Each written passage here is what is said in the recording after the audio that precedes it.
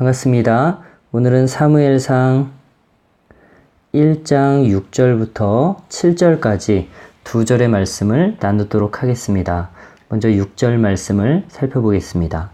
여호와께서 그에게 임신하지 못하게 하심으로 그의 적수인 브닛나가 그를 심히 격분하게 하여 괴롭게 하더라. 여기 여호와께서 그에게 임신하지 못하게 하셨다는 구절은 앞에 5절에서도 한번 나왔던 내용이죠. 한나에게는 갑절을 주니 이는 그를 사랑함이라. 그러나 여호와께서 그에게 임신하지 못하게 하시니. 이렇게 성경에서 같은 표현이 반복되는 것은 강조의 의미라고 배웠습니다. 근데 이 반복을 통한 강조법에도 사실 여러 가지 경우가 있어요. 자, 다시 쓸게요. 반복을 통한 강조. 우선 동일한 표현을 한 번 더 사용하는 단순 반복이 있겠습니다. 오늘 본문 5절과 6절에서처럼요. 신약에서 예수님도 중요한 말씀을 하시기에 앞서 청중을 집중시키고자 하시는 말씀이 있어요. 여러분도 잘 아실 거예요. 내가 진실로 진실로 너희에게 말하노니. 진실로 진실로. 이것도 같은 표현의 단순 반복이죠. 또 이사야서를 보니까 천사들이 하나님을 찬양할 때 하나님의 성품을 반복적으로 되뇌는 장면이 나옵니다. 서로 불러 이르되 거룩하다 거룩하다 거룩하다 만군의 여호와여 그의 영광이 온 땅에 충만하도다 하더라. 거룩하다가 3번 쓰이고 있어요. 이런 것은 모두 동일한 표현의 단순한 반복이라 하겠습니다. 자, 두 번째로 강화 반복도 있어요. 이를테면 이런 겁니다. 하나님이여 민족들이 주를 찬송하게 하시며 모든 민족들이 주를 찬송하게 하소서. 자, 민족들 찬송. 뒤에서는 모든 민족이 찬송. 말하고자 하는 건 똑같은데 뒤에서 조금 더 강화되죠? 한 군데 더 볼까요? 하나님의 병거는 천천히요 만만이라. 주께서 그 중에 계심이 신의 산 성소에 계심 같도다. 천천과 만만이 나옵니다. 자, 보세요. 이것도 동일한 표현의 반복인데 뒤에서 나올 내용을 약간 버전업을 시켜서 같은 표현이 지루하게 반복되는 것을 방지했다는데 앞의 경우와 차이가 있다고 하겠습니다. 혹시 여기서 지루하다라는 표현이 좀 무례한가요? 물론 성경에 같은 표현이 계속해서 나온다고 해도 절대 지루하지 않죠. 그러나 성경이 동일한 표현을 가급적이면 피하고자 애쓴 흔적들이 상당히 많습니다. 여기서는 그 점을 말씀드리고자 하는 거예요. 그리고 강화 반복이라고 제목을 붙여봤는데 때론 그 반대의 경우도 있습니다. 순서상 만만이 먼저 나오고 천천히 뒤에 나오는 경우도 있어요. 하지만 의미의 강조라고 하는 목적이 똑같기 때문에 순서는 크게 중요한 것이 아니라 하겠습니다. 자, 세 번째로는 유사한 표현의 반복을 통한 강조가 있겠습니다.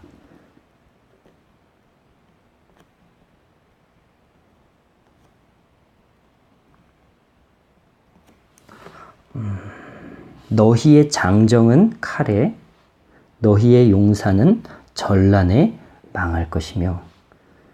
보면 장정, 칼, 용사, 전란. 장정이 칼에 죽는다는 이야기나 용사가 전란에 망한다는 이야기나 사실 같은 말이잖아요.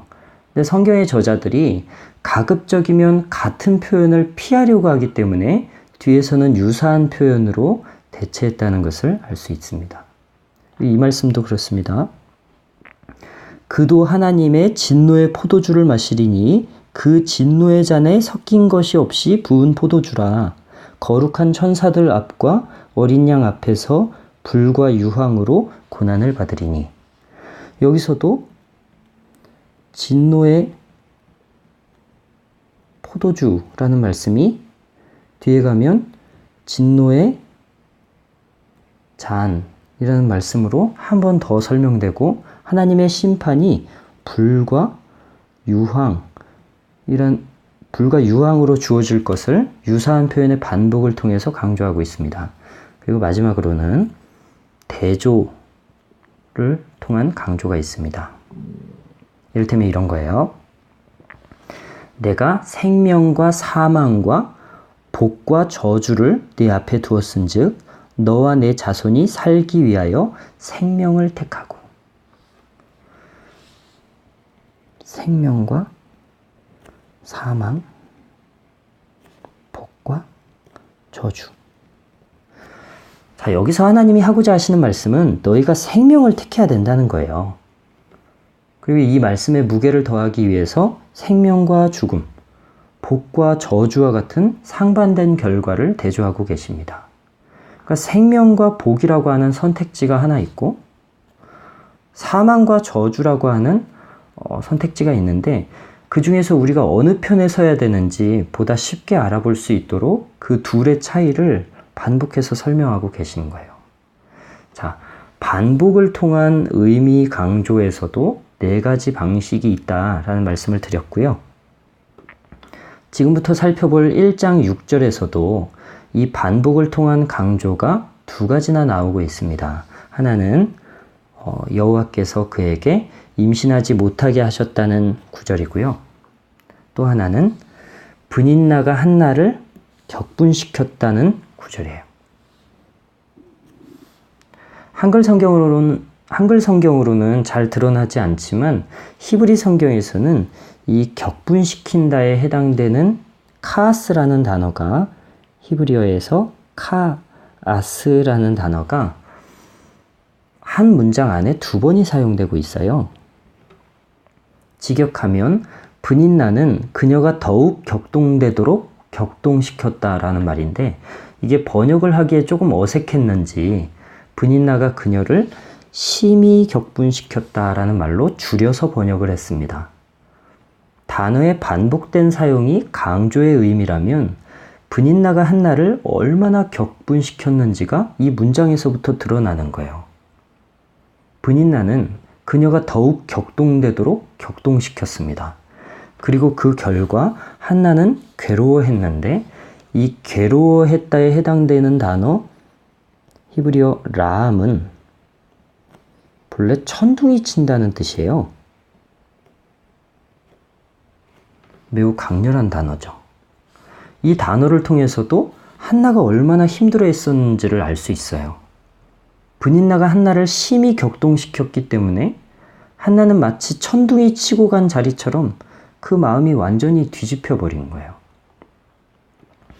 과거 개역 한글 성경에서는 괴로워했다는 말 대신에 번민했다라는 표현을 썼는데, 일단 둘 다 맞는 말입니다. 영어 성경에서도 confuse라고 되어 있습니다. 근데 천둥친다라고 하는 이 라함의 의미를 보다 원색적으로 잘 살린 것은 개역개정 성경인 것 같아요.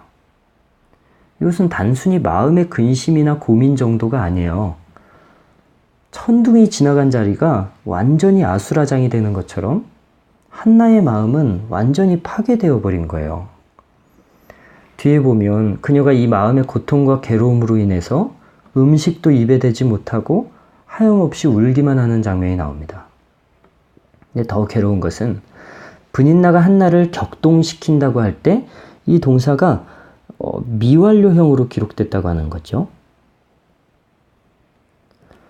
히브리어는 영어와 다르게 시제를 말할 때 시간에 중점을 두는 게 아니라 그 동작이 끝났는가, 동작의 완료, 여부, 아니면 동작이 계속되고 있는가, 여기에 포인트를 두거든요.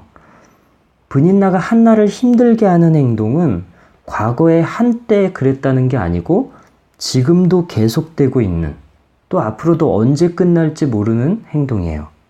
참 어렵죠. 성경은 그녀를 한나의 적수라는 말로 표현합니다. 그녀는 정말 한나를 시험 들게 하는 대적과도 같은 인물이죠. 대다수의 영어 성경에서 분인나를 한나의 라이벌이라는 말로 표현했는데 이건 좀 조심스러워요. 라이벌이라는 말은 어딘가 서로 경쟁하는 느낌을 주는 단어잖아요. 한나가 분인나와 무슨 경쟁을 했습니까? 분인나가 한나를 괴롭힐 때 한나도 똑같이 그녀를 괴롭혔습니까? 둘이 너 한 번, 나 한 번 공격을 주고받았나요? 아니에요. 한나가 분인나를 공격하는 장면은 어디에도 나와 있지 않습니다. 한나는 일방적인 피해자이죠. 성경이 라이벌이라는 표현을 사용한 것은 둘이 똑같이 치고받고 싸우는 경쟁 상대라서가 아니라 분인나가 자녀를 낳음으로 인해서 한나와 대등해졌음을 이야기하는 것으로 보입니다.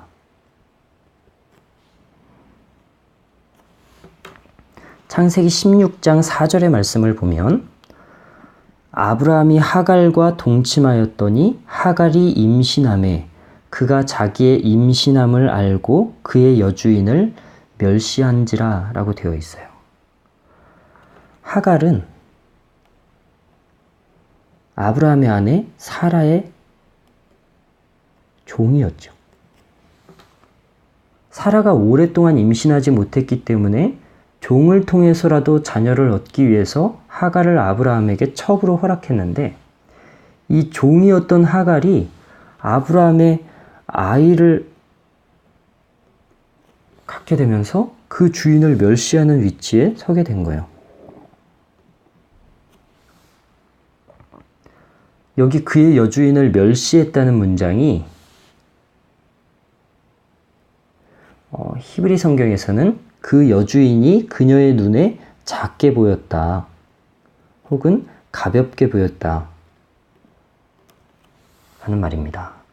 아이를 갖기 전에는 하갈의 눈에 사라가 결코 작거나 가벼워 보이지 않았을 거예요. 고대 사회에서 종이 어찌 그 주인의 얼굴을 똑바로 쳐다볼 수나 있었겠습니까? 예전에는 하갈이 그 여주인 사라를 절대 가볍게 여길 수 없는 위치에 있었어요. 그런데 그녀가 사라도 갖지 못한 아브라함의 자녀를 잉태하고 나니까 지금까지 커 보이기만 했던 그 사라가 더 이상 대단해 보이지가 않는 거예요.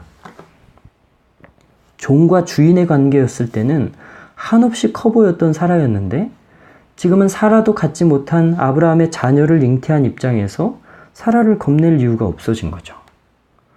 본래 하갈은 사라의 종에 불과했지만 그녀에게 자녀가 생기고 나니까 더 이상 사라가 주인처럼 보이지 않는 것입니다. 하갈은 사라를 무시할 정도로 스스로 높아져 버렸죠. 영어 성경에서 라이벌이라고 하는 표현을 고집하는 것도 마찬가지 이유일 거라는 생각이 들어요. 분인나나 한나나 하는 짓이 더 웃긴 게 웃긴이라서 둘이 라이벌이 된 것이 아니고요. 두 번째 부인, 후처로 들어왔던 분인나가 본부인 한나와 대등한 입장이 된 것, 아니 한나를 괴롭힐 정도의 위치가 된 것을 가리켜서 그녀를 라이벌이라고 부르는 것이 아닐까 생각합니다. 계속 이야기하지만 분인나는 한나를 힘들게 하고 못살게 굴었어도 한나는 분인나에게 똑같은 행동을 하지 않았어요. 사실 한나도 마음만 먹으면 얼마든지 분인나를 약오르게 할 수 있거든요. 과거에 야곱의 두 부인이었던 레아와 라헬을 생각해 보십시오. 레아와 라헬. 라헬은 레아보다 나이가 많은 것도 아니고 또 자녀를 많이 낳은 것도 아닌데 이 둘이 싸우면 항상 라헬이 레아보다 더 우위에 설 수 있었던 것은 그 남편 야곱이 레아보다 라헬을 더 많이 사랑했기 때문이죠. 라헬은 나이도 어리고 자녀도 낳지 못했지만 그 남편의 사랑을 등에 업고 언니 라헬을 많이 몰아붙입니다. 한나도 그럴 수 있었을 거예요. 분인나가 비록 자녀를 많이 낳긴 했지만 네가 자녀를 많이 낳으면 뭐해? 그래도 엘가나는 나를 더 사랑하는데. 네가 자녀를 아무리 많이 낳아도 달라지는 건 하나도 없을 거야. 한나도 브닛나의 약점을 찌르면서 그녀에게 똑같이 응수할 수 있었습니다. 그러나 한나는 그렇게 하지 않죠. 브닛나는 한나에게 대적과도 같은 행동을 했지만 한나는 브닛나에게 대적이 되지 않았어요. 둘은 라이벌처럼 똑같이 경쟁하며 티격태격한 게 아니라 브닛나가 한나에게 있어서 일방적으로 대적의 역할을 하고 있었죠. 그녀는 왜 그랬을까요? 여기 7절에서 그 이유가 나옵니다. 매년 한나가 여호와의 집에 올라갈 때마다 남편이 그같이 하매 브닛나가 그를 격분시키므로 그가 울고 먹지 아니하니. 여기서 매년 남편이 어떻게 한대요? 5절에 나오는 것처럼 항상 한나와 브닛나를 눈에 띌 정도로 차별 대우하는 거예요. 자신과 아들에게 재물의 몫을 줄 때는 의무적으로 주면서 한나에게는 이 재물을 주는 일에 있어서도 늘 마음을 담아서 주는 거죠. 이게 브닛나 입장에서는 결코 유쾌한 일이 아니었을 것입니다. 생각해보면 한나에게 심술을 부리는 브닛나의 입장이 전혀 이해가 안 되는 것은 아닙니다. 창세기에서 레아가 남편 야곱이 자기는 거들떠도 안 보고 오직 라헬에게만 사랑과 관심을 쏟았을 때 그녀가 얼마나 힘들어 했었는지 그녀의 아들들의 이름을 통하여서도 확인해 볼 수 있지 않습니까? 창세기 29장 32절을 보면 레아가 임신하여 아들을 낳고 그 이름을 르우벤이라 하여 이르되 여호와께서 나의 괴로움을 돌보셨으니 이제는 내 남편이 나를 사랑하리로다 하였더라. 첫째 아들의 이름에 르우벤? 첫째 아들의 이름에 사랑받지 못하는 레아의 서러움이 담겨 있어요. 내가 야곱의 후손 장자를 낳았으니 이제는 남편이 나를 더 사랑해 주겠지. 근데 레아가 아들을 낳았어도 여전히 야곱은 라헬만 사랑할 뿐이었습니다. 이어서 볼까요? 그가 다시 임신하여 아들을 낳고 이르되 여호와께서 내가 사랑받지 못함을 들으셨으므로 내게 이 아들도 주셨도다 하고 그의 이름을 시므온이라 하였으며. 아들 둘을 낳았죠. 자, 농경사회에서 자녀를 출산했다는 것은 경제적으로도 큰 기여를 한 것입니다. 그러나 야곱이 레아를 애정어린 눈으로 바라보게 되었나요? 아니었어요. 그가 또 임신하여 아들을 낳고 이르되 내가 그에게 새 아들을 낳았으니 내 남편이 지금부터 나와 연합하리로다 하고 그의 이름을 레위라 하였으며. 여러분, 남편에게 사랑받지 못한 게 얼마나 서러웠으면 이 첫째, 둘째, 셋째를 낳으면서 자녀의 이름을 꼭 남편에게 시위하듯이 그의 사랑을 갈구하는 의미의 이름으로 지었을까요? 근데 놀랍게도 새 아들을 낳았지만 야곱은 그녀와 연합하지 않았습니다. 야곱은 달라진 게 하나도 없었어요. 그러자 넷째를 낳을 때부터는 레아의 시선이 이 야곱이 아니라 하나님에게로 넘어갑니다. 이게 중요한 부분이에요. 남편에게 사랑을 받고 싶어서 그에게 잘 보이기 위해 무수히 애썼는데 기다려도 오지 않는 이 남편의 야속한 사랑에 대한 서러움과 열망을 하나님을 바라보는 것으로 극복하죠. 레아의 넷째 아들부터는 이제는 하나님을 찬송하는 이름으로 그리고 지금의 삶에 만족하고 감사하다는 이름들로 이후에 채워져 나갑니다. 자신을 사랑하지 않는 남편 때문에 한때 많이 속상했지만 레아는 그 상처와 서러움을 하나님께로 시선을 돌리면서 치료받죠. 이것은 한나에게도 해당되는 내용입니다. 고통과 슬픔, 그 괴로움을 남편에게 호소하거나 또 분인나와 맞서 싸우는 것으로 풀지 않고 하나님의 성전에서 눈물로 기도하는 것으로 해소하죠. 이야기가 조금 다른 데로 샜는데 이 레아의 경우를 통해서 남편에게 사랑받지 못하는 여성의 아픔을 우리가 조금은 이해할 수 있어요. 분인나는 억울했을 거예요. 그리고 화도 났겠죠. 분인나가 먼저 엘가나에게 꼬리를 친 것도 아닐 테고 엘가나가 결혼하자고 해서 결혼했는데 이 사람이 자기는 쳐다보지도 않고 오로지 한나에게만 마음을 다 쏟는 거예요. 아니 이럴 거면 나랑 왜 결혼했나 싶죠. 자기가 무슨 애 낳으러 온 사람입니까? 엘가나가 자신을 한 인격체로 사랑하지 않고 그저 기능적인 측면, 출산이라고 하는 이 기능으로서만 자기를 대우하는 것을 알았을 때 분인나의 허탈함과 배신감이 얼마나 컸겠습니까? 분인나가 볼 때 한나는 엘가나의 후사를 잊지도 못했는데 왜 남편에게 저렇게 사랑과 대우를 받는지 이해할 수 없었을 거예요. 이건 필시 그녀가 여우짓을 하고 있기 때문일 거라고 생각했던 것 같습니다. 그리고 분인나는 그 속상하고 화가 나는 상황을 한나에게 해코지하는 것으로 울분을 해소하죠.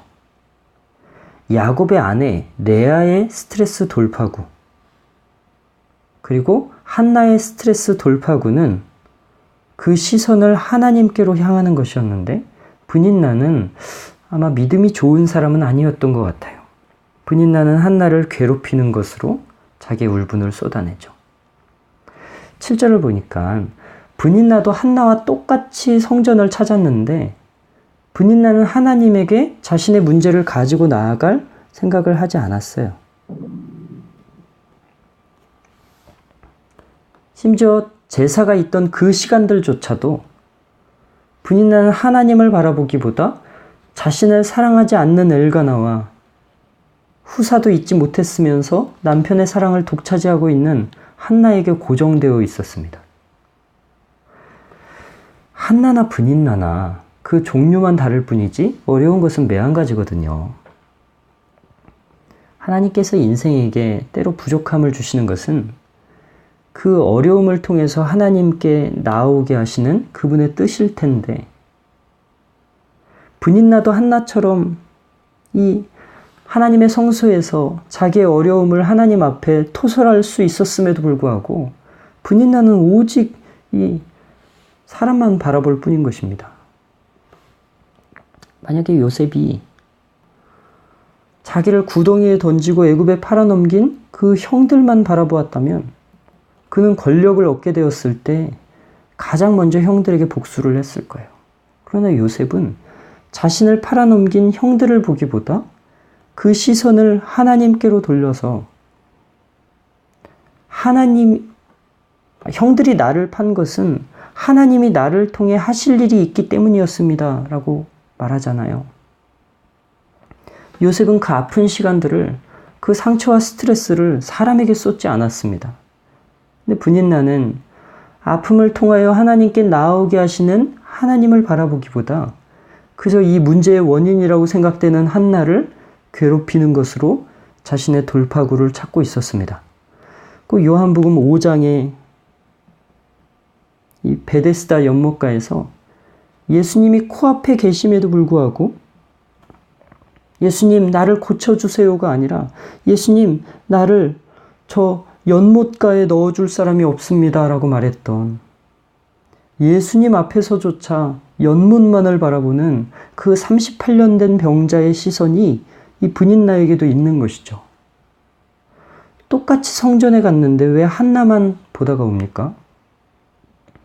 쟤는 한 것도 없으면서 남편에게 사랑만 받네.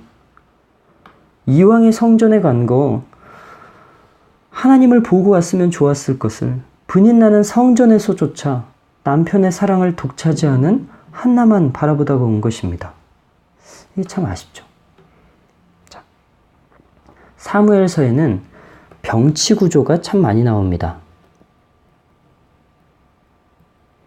특별히 서로 반대되는 인물들을 한 곳에 나란히 소개해서 그 명암을 더 짙게 보여주는 것이 사무엘서의 특징 중 하나라 하겠습니다. 이를테면 경건한 아내와 경건하지 못한 아내, 한나, 브닌나, 그리고 신실한 제사장 사무엘과 악한 제사장 홈니와 비나하스, 하나님께 버림받은 왕 사울과 하나님이 선택하신 왕 다윗, 한 신전 안에 놓였던 다곤 신전과 다곤 신상과 하나님의 법궤, 세상의 힘을 상징하는 골리앗과 믿음의 힘을 상징하는 다윗, 전쟁 중 개인의 쾌락을 멀리했던 우리아와 전쟁 중 개인의 쾌락을 우선했던 다윗. 자, 이렇게 한 공간 안에, 한 장면 안에 하나님의 편에 서 있는 사람들과 세상의 편에 서 있는 사람을 극명하게 대조시키는 것이 사무엘서 저자의 기록 방식이라고 하겠습니다. 이 하나님의 편과 세상의 편이 다툴 때 항상 세상이 더 강력해 보입니다. 하나님의 나라와 세상의 나라가 부딪힐 때 세상이 항상 이기는 것처럼 보입니다. 경건한 아내 한나는 경건하지 못한 아내 브닌나에게 괴롭힘을 당하죠. 또 신실한 제사장 사무엘은 성전에서 수종을 드는 어린아이에 불과했지만 불의한 제사장 홈니와 비느하스는 이스라엘의 현직 대제사장의 아들인 동시에 저들도 현직 제사장으로 있었어요. 사울 왕은 다윗을 죽이기 위해서 몇 번이나 그를 쫓아다녔고요. 블레셋 사람들은 하나님의 법궤를 빼앗았을 때 그것을 다곤 신상 앞에 전리품으로 바쳤습니다. 골리앗은 키가 구척에 어려서부터 용사였지만 다윗은 얼굴이 붉고 다른 말로 얼굴이 앳된 소년에 불과했고 또 군인도 아니고 양치기였어요. 충성스러운 신하 우리아는 다윗의 명에 따라야 되는 군인에 불과했지만 우리아의 아내를 범한 다윗은 막강한 권력의 왕이었죠. 자, 사무엘서의 병치 구조 속에서 항상 하나님의 편은 세상의 편보다 연약하게 등장합니다. 그래서 하나님의 편은 세상의 편에게 괴롭힘을 당하기도 하고 조롱을 받기도 하죠. 괴롭힘과 조롱. 그러나 그 일들의 마지막은 어떠한가요? 잠시 세상이 하나님의 나라를 이기는 듯이 보이지만 결국에는 승리해서 마지막에 승전가를 부르는 쪽은 항상 하나님의 편이에요. 한나와 브닌나 중에 브닌나가 늘 우세했지만 결국에 웃는 것은 한나였습니다. 성전에서 수종들던 사무엘과 현직 제사장의 두 아들들 중에서 결국 하나님께 쓰임받은 사람은 사무엘입니다.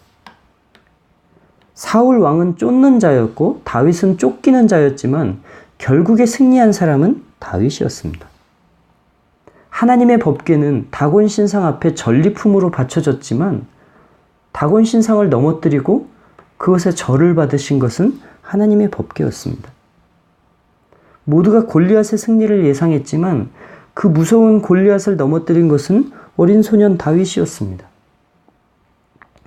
충실한 우리아는 다윗에 의해서 억울한 죽임을 당했지만 그의 의로움이 세상에 알려지고 다윗은 그 행한 죄 때문에 자녀들을 많이 잃고 아들에게 반역도 당하고 또 집안에서 칼싸움이 끊이지 않는 커다란 징계를 받게 되죠.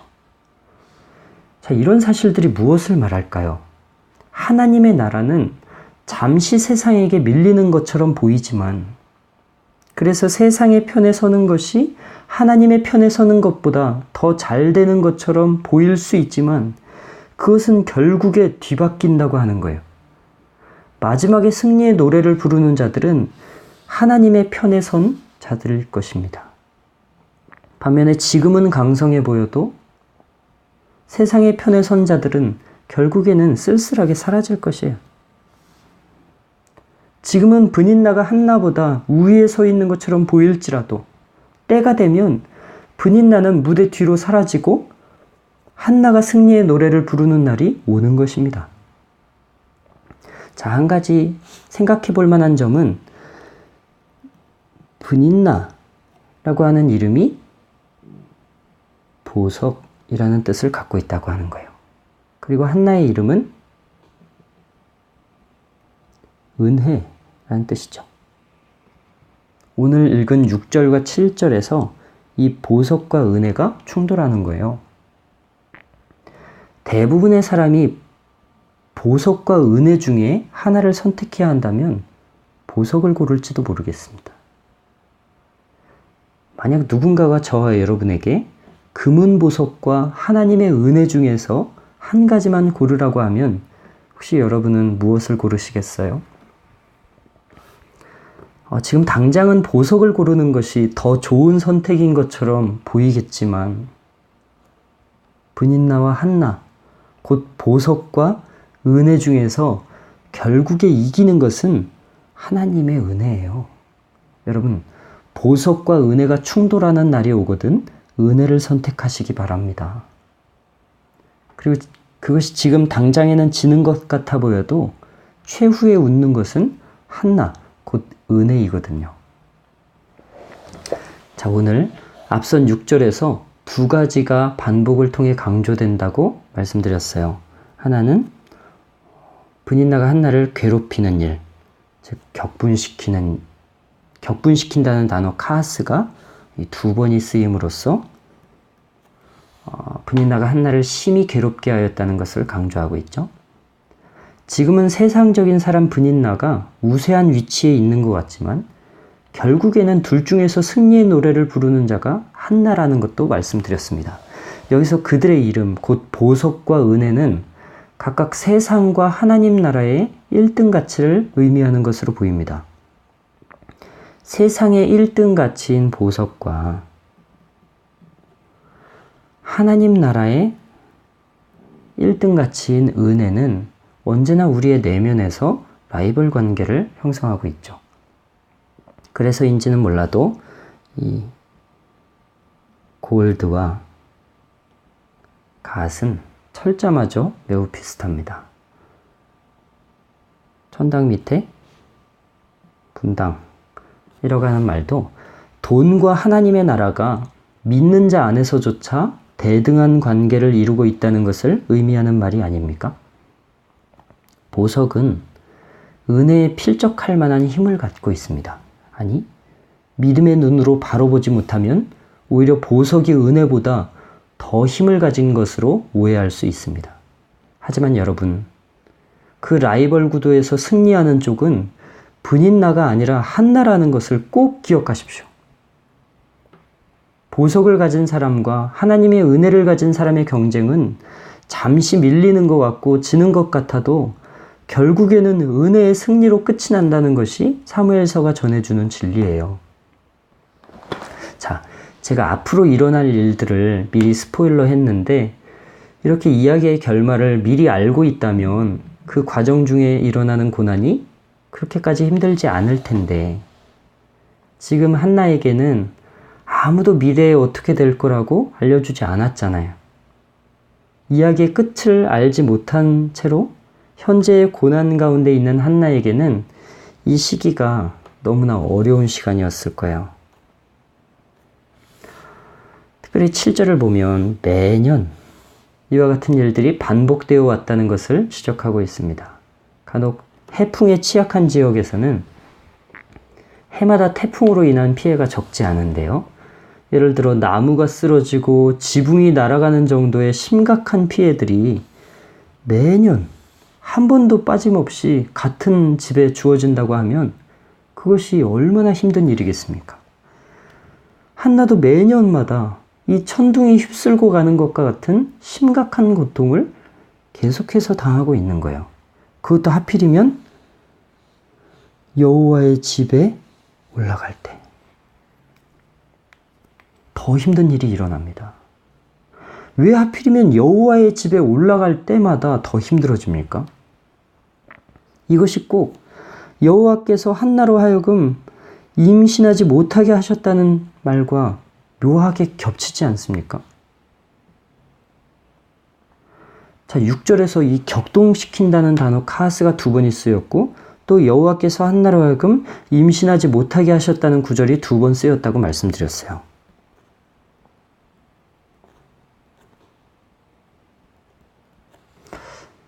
하나님은 한나로 잉태하지 못하게 하시고 브닌나는 한나가 성전에 올라갈 때마다 더 괴롭게 합니다. 꼭 하나님과 브닌나가 한 팀이 되어서 한나를 괴롭히는 것처럼 보이기도 하죠. 실제로 여호와께서 브닌나의 태는 열어주시고 한나에게는 태를 닫으셨기 때문에 브닌나가 한나를 괴롭힐 수 있는 힘을 갖게 된 것이 아닙니까? 우리는 이러한 하나님의 행동을 쉽게 수용하기가 어렵습니다. 경건한 아내와 경건하지 못한 아내 중에서 하나님이 만약 한쪽의 자녀를 주셔야 한다면 당연히 이 경건한 아내에게 주셔야 하는 것이 아닐까요? 보석을 추구하는 사람과 은혜를 추구하는 사람 중에 하나님이 한 명의 손을 들어주셔야 한다면 당연히 후자여야 맞는 이치가 아니겠습니까? 물론 주시고 안 주시고는 하나님의 주권이지만 그래도 한 명에게 자녀를 주셔야 한다면 한나에게 주시는 것이 그게 일반적인 선택이잖아요. 하나님이 팔이 안쪽으로 굽어야 하는데 왜 이상하게 팔이 자꾸 바깥쪽으로 굽고 있을까요? 한 명의 태를 막으시려거든 브닌나의 태를 막으셔야 하는 것 아닙니까? 한 사람은 하나님을 열심히 믿었고 한 사람은 예배의 자리에 가서도 싸움만 걸다가 왔는데 당혹스럽게도 하나님은 엉뚱한 사람의 편을 들어주고 계시는 거예요. 브닌나에게 한나를 괴롭힐 수 있는 재료를 주신 것은 하나님입니다. 우리는 이러한 하나님의 행동이 잘 이해가 되지 않죠. 대체 하나님은 왜 이러한 일들을 하십니까? 아까 야곱의 아내 레아의 이야기를 하면서 말씀드린 것처럼 하나님이 사람을 고난 가운데 밀어넣으시는 것은 그를 기도의 자리로 끌어내시기 위함입니다. 사람은 구덩이에 빠지고 나서야 하늘을 올려다보게 되죠. 하나님은 기도가 필요할 때 먼저 그로 하여금 기도할 수밖에 없는 환경 가운데 놓이게 하십니다. 하나님에게 사람을 괴롭히는 악취미가 있기 때문이 아니라 너무 중요한 사안이라서 기도로 미리 준비해야만 하는 당신의 일을 앞두고 하나님이 그의 동역자를 모으는 시간이라고 할까요? 하나님, 저에게 아들을 주시면 그 아들을 하나님에게 바치겠나이다 라고 하는 이 한나의 기도가 만들어지기까지 하나님도 사랑하는 딸 한나의 아픔을 참고 견디면서 이 시간까지 온 것입니다. 만일 한나에게 불임의 문제가 없었다거나 기도의 자리까지 푸시하는 이 브닌나의 압박이 없었다면 이런 위대한 헌신의 기도가 어찌 가능할 수 있었겠습니까? 불임과 브닌나의 문제가 없이 어찌 한나의 자녀가 사무엘로 자랄 수 있었겠습니까? 고통 속에서 진주가 만들어지고 고치를 깨는 이 아픔 이후에 나비가 되는 것처럼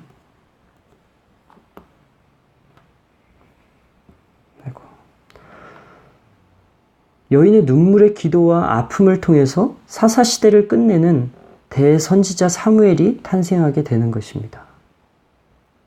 위대한 하나님의 사람이 있기 위해서는 먼저 위대한 헌신과 결단이 있어야 할 것이고 그 헌신과 기도가 있기 위해서는 우리에게 때로 인고의 시간이 주어질 수 있다는 것을 이해하고 그 시간을 감사함으로 넘을 수 있는 우리가 되기를 소망합니다.